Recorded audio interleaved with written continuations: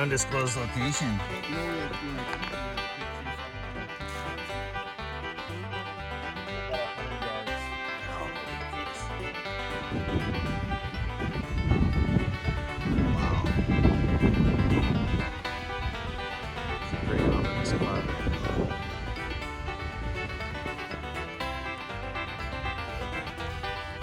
We found a mother lode.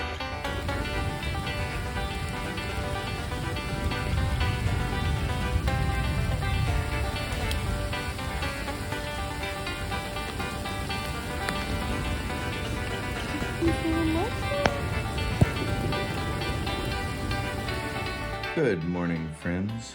I am just going through some morels I got the other day,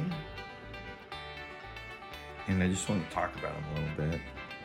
There were some questions from some friends about how to identify false morel from morel. Some morels are going to come in different colors. They're going to come in like gray. They're going to come in kind of like a gray black. They'll come in yellow.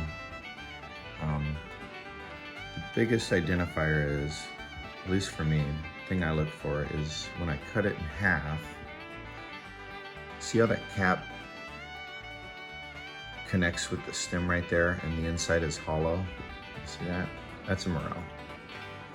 A false morel, the stem is going to run. It's going to run all the way up and not connect with the cap right here. It's actually going to, the stem will go all the way up to the top. And this cap will be like more of an umbrella. And that's false morel. So that's an easy way, sure way to check into it, to see if it's edible or not. Also, false morels typically look really just disformed and weird. Morels all have this similar shape, the edible ones. The false ones that can be just real gnarly looking.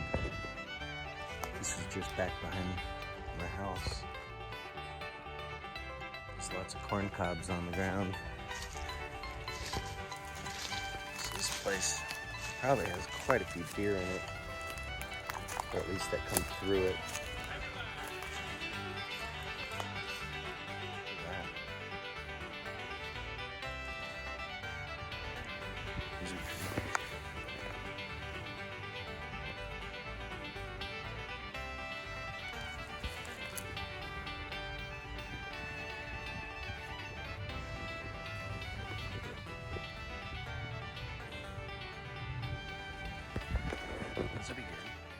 Something else I should mention is that when you're hunting these, one of the most important things to do is to, when you're harvesting them, don't get any dirt on them. Like, that's your number one priority.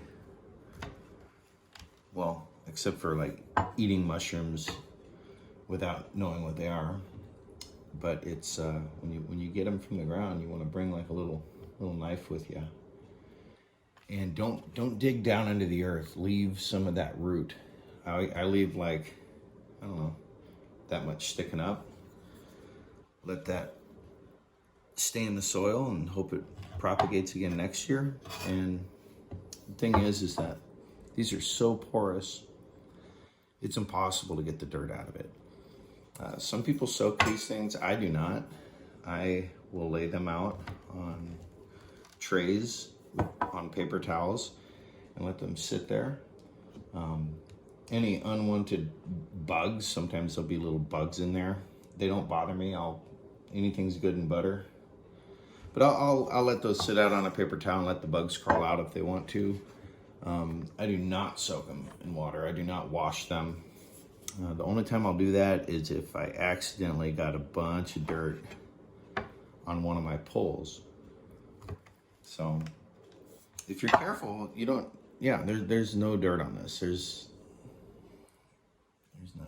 So sometimes you'll get dirt on them, like if it's rained hard, that mud will bounce up into them and there's nothing you can really do. So just do your best.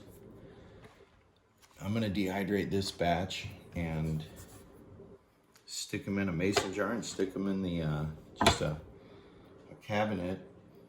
And I've held on to dehydrated mushrooms for 2.5 years before going through them all. They're great in the wintertime. They're really great as gifts. You can just reconstitute them in water. See that? There's a little dirt right there, so just gonna try to scrape that off.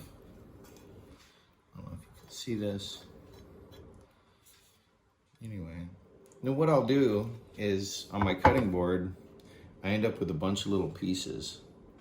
I save these. I like to find somewhere to just throw them, somewhere that's not going to get mowed or fertilized. If you can find like an elm, dead or dying elm, you can set them there. You can set them at the base of really any tree. Yesterday I found a bunch underneath a couple huge cottonwood trees. So they are not proprietary to elm. Although elm is a good place to start. So learn your trees. Most importantly, get out in the woods and dress like there are ticks, because there are ticks.